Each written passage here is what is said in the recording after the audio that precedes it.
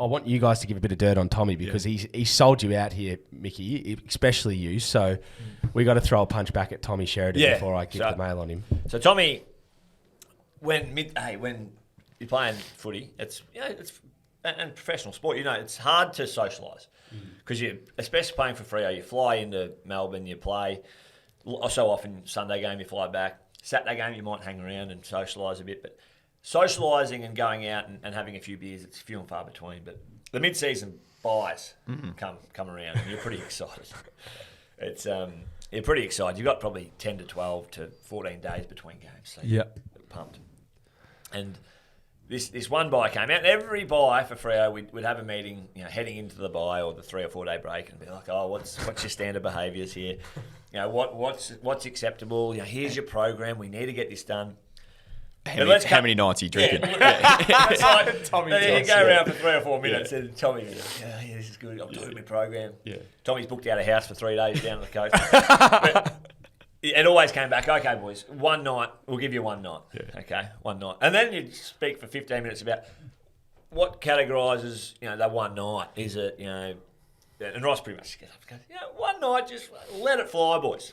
Let it fly. And then the other nights, just make sure you're nice and civil. And Ross, again, great coaching, great man management, would come in on a Monday morning after the bye, and he wouldn't kind of go on ahead. He wouldn't be like, you've done this, and this, or I've seen this, and this.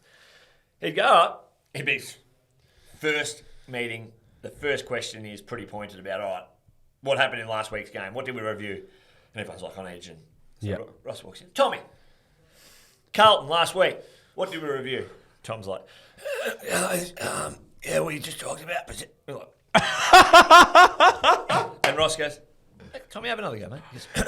He goes, "I'll just stop you there. Bit croaky, big weekend." And then from there, Ross went on a headhunt. Oh, no. He goes,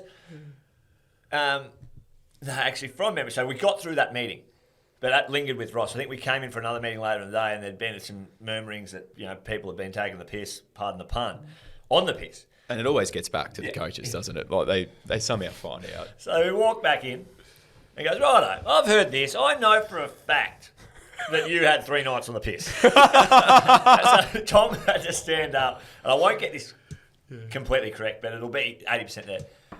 Tom had to go stand over in the corner. All right, Tom's had 3 nights on the piss. How many other people have had more than 1 night on the piss? Go stand over there. Be honest, because this is your one chance. So, like a good chunk of players, go stand over with Tom. Hand in the air, over we go.